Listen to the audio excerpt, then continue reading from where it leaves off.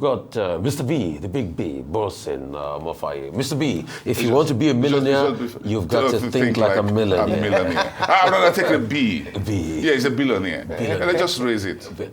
So are you saying that the Naira does not have value? Because when they made Bassi and Company back in the days, close to 40 years ago, being a millionaire was a big deal. Nobody was talking about being a billionaire. Never. Today, it's a billionaire. It's the Billionaire Boys Club. The BBC. BBC. Now he knows what I'm talking about. Good morning, everyone. It's a great Wednesday. B for billionaire, B for boss. Oh, Bimba is in Abuja. Yeah, Vimba, would you rather be a billionaire in Zimbabwean dollars? Hold on a second. I'd rather be a trillionaire in Zimbabwean dollars. No. Trillionaire. I was going to say that's Vimba, you've seen the ZiG. You've seen the ZiG currency strongly appreciating against the US dollar, backed by the gold. And gold now is king, by the way. 3,000 Zimbabwean dollars. Oh, yes, exactly. Be proud of it, my friend. So we can come back. Anybody can bounce back. Anybody. If Zimbabwe did it, Nigeria did it too. Yeah, why can't we did it too? That's the spirit. Yeah, we can do it. Yes, we can do it. Right? No. I think let's start with oil prices. I don't know what's left in the barrel of oil, by the way. But what is left is that prices rose Wednesday. Supply concerns are resurfacing while peace talks ending Russia's invasion of Ukraine are likely to take longer, leaving in place sanctions on Russian crude and raising the chance of further restrictions on its buyers. Now, Brent crude was at $66.30 a barrel by 0634 GMT. That's about 0.8% to the upside. U.S. West Texas Intermediate rose to $62.80 a barrel. That's about 0.75%. In Asia-Pacific, markets were mixed Wednesday, tracking Wall Street declines overnight as investors parsed Japan's trade data and China's loan prime rate decision. Japan's Nikkei 225 declined 1.5%. South Korea's Kospi lost 0.66%. Australia's S&P ASX 200 was 0.25% higher. Hong Kong's Hang Seng Index was flat after China left its key lending rate steady in August for a third straight month, matching market forecasts. And sticking with China, the country kept benchmark lending rates unchanged for the third consecutive month on Wednesday, meeting market expectations, as authorities signal they are in no rush to deliver monetary stimulus despite a string of recent disappointing economic data. The one-year loan prime rate, or LPR, was kept at 3%, while the five-year LPR was unchanged at 3.5%. In a Reuters survey of 23 market participants conducted this week, all participants predicted no change to either of the two rates by the PBOC. Next door, in Japan, exports plunged 2.6% in July from a year earlier, their steepest drop since February 2021, as shipments to its two largest markets, the US and China, declined. The fall was sharper than the 2.1% contraction forecast in a Reuters poll and compared to a 0.5% decline back in June. Imports to the world's fourth largest economy sank 7.5%, less than the 10.4% fall as expected. Exports to the U.S. also continued to fall, down 10.1% last month, and slightly softer than June's decline of 11.4%.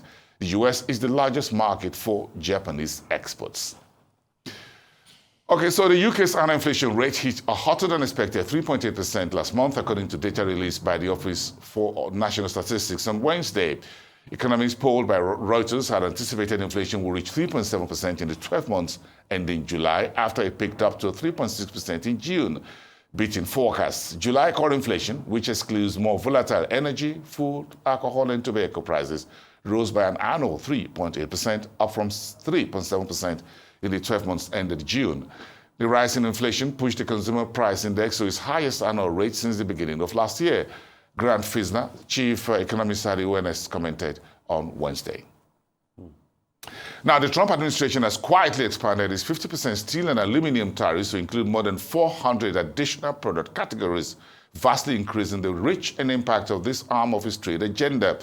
The new tariffs, which took effect Monday, expand the scope of the levies that President Donald Trump previously announced on the valuable commodities. The tariff list now covers products such as fire extinguishers, machinery, construction materials, and specialty chemicals that either contain or are contained in aluminum or steel. Now, the president of the African Development Bank, Dr. Akinwumi Adesina, has called on African governments to end corruption and illicit capital flows that cost the continent more than $580 billion every year. Additionally, in an interview with Bloomberg in Maputo, Mozambique's capital, maintained that if African leaders are to deal with a debt pie that's approaching $2 trillion, they must begin to take visible action to end the sleaze. While nations also need access to more concession of financing and their restructuring where necessary, coming inflows is crucial, additionally, the lender's president said. And in Nigeria, state governors yesterday floated an investment platform to enable the 36 states to attract foreign direct investment. They said NGF Investopedia was launched because the $2 billion yearly foreign investment flows was less than 0.5% of the country's gross domestic product. The investment initiative came as Counselor for Economic Affairs at the United States Embassy in Nigeria, Christine Harburg, pledged the American government's support for projects that showcased investment opportunities in various Nigerian states. And Justice Emeka Nwite of Federal High Court in Abuja yesterday ordered a temporary freezing of 4 bank accounts of the immediate past Group Managing Director of the Nigerian National Petroleum Company Limited, Mr. Mele Kyari. The freezing of the 4 accounts in Jaiz Bank was sequel to ongoing fraud investigations by the Economic and Financial Crimes Commission. The order to freeze the said accounts was issued in a ruling on an ex-parte application argued by the lawyer who represented the anti-graft agency, Ogechi Ujam. And that's it on business. Now on TMS. Okay, we'll go to Abuja first, Vimbai.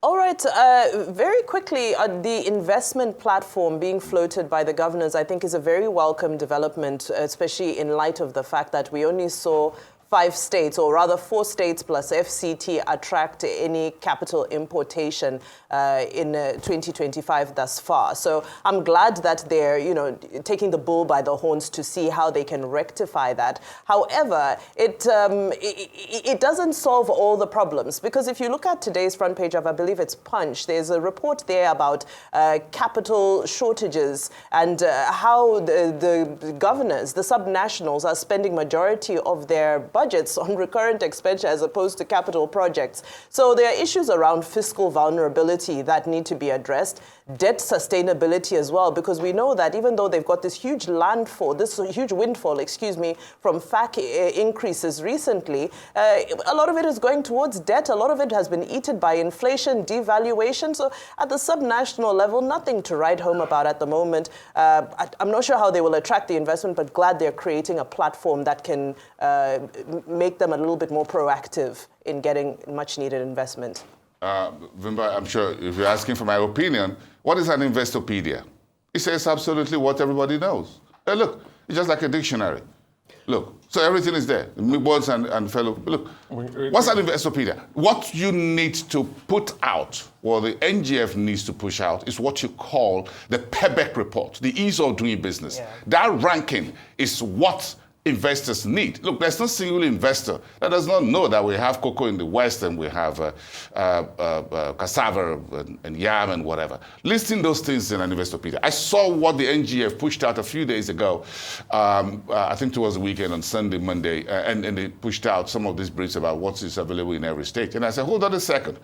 Give me the Presidential Enabling Business Council report on what is the ease of doing business in each and every state. What's the ranking today? If you look at that report, over which Jumoke Oduwole, who is now the Minister of Industry, Trade and Investment, sat over for about 10 years under the past administration and into the current administration, now a minister, now been taken over by another competent individual, you find out that the PEBEC report is what we need. It's not the list of items available. It's not a menu. It's not a breakfast or lunch. You need ease of doing business. Absolutely.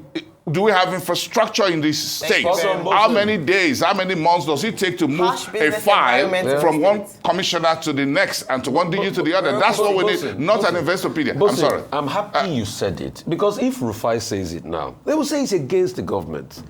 What is this charade? This absolute, I don't know what to call it.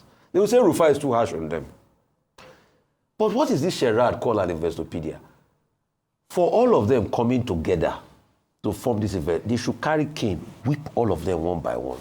What data do you have? We don't advocate for violence. No, we don't advocate for violence, but they should intellectually whip them one by one. What data do you have? The man that is coming to invest in your country has times 100 of any data set you have. So it's just a waste of time so that they will not say they didn't do it. But if I say, I'm happy it's Bosun that said it. If I'm the one that said it now, they will say he has come again. That's stupid boy. You are saying it now. But if we tell them, they will not hear. This is a waste of our time. You see, you don't even need an investor. If I carry ChatGPT now, push mineral resources in each state of the country, it will give me. So is this what they now launch? They now put in press. They now call journalists. They waste the time of we journalists a lot in this country. They know the solution to the problem. Just make ease of doing business. But the number one question I will ask them, all of them that put themselves together and form Investopedia, will they, as an investor, put their own money in their states? Based on what they put on Based paper. On what is on ground. No, not what is on paper. People can learn on paper. Based on what is on ground. Based on what is on ground. Will they put their money in their state? In the day they can answer me that question, we know they are ready. But as it is today, they can't successfully answer that question. So that's why they will put in investors. You think investors are stupid? I mean, you think investors use their money to play kalu-kalu? You think that's what investors use their money to play? All right, okay. So as long as they can't answer the question, so all the things you said, the biggest bane to investment, if you go and read Why Nations Fail, the biggest bane to investment are the leaders themselves. The biggest problem to investment in those states are the leaders themselves. The day they wake up, investment will come. So let's stop deceiving ourselves. I'm happy you said it. If I'm the one that said that, they say Rufai is the problem. There's another story I'll link to this, talking about one of the reasons why states are not able to attract investors. And that is what the president of the AFDB, of the African Development Bank said, in terms of leaders and corruption. As long as, and you talked about bureaucracy, little here, infrastructure, energy, if we don't have that sorted, no matter how many publications that we launch and have a big ceremony around, we're not going to see the much needed investments in these states. Also the creativity. And the I don't want to use the word intelligence of some of the leaders in our states in terms of the ability to identify the issues and actually tackle them instead of just looking at things that are just at best cosmetic. So first thing, multiplicity of taxes. This has been raised a number of times in terms of harsh business environment for in these states. Infrastructure, we talked about it, roads, road connectivity. We've looked at the high energy cost, not just in these states, but as a nation in Nigeria. So some of these things, insecurity is a big deal as well. So no matter how much you say that, oh, come on, we have gold, we have this in our states, but you're not able to assure or ensure that the people, that you can assure, because we are not even able to tap into agricultural resources as a result of deficiency, insecurity, the fact that our farmers can simply not go to the farms. So these are some of the issues that if we don't tackle, we can have big ceremonies like this, and it's so unfortunate because what we want to see is to see states that are that are viable, that can stand on their own, irrespective of the handouts from the center. And that is why this increase in allocation, FAC allocation, is sometimes you're wondering, is it a blessing or because it makes them lazier? As long as they keep getting money from the center quite easily, then it doesn't make them creative to think of how to stimulate their economy to make money for themselves. And that's what we're looking at in terms of the economy. So this is nice. Congratulations. I don't know if we should congratulate them. But can we do Investopedia, by the way, at least for...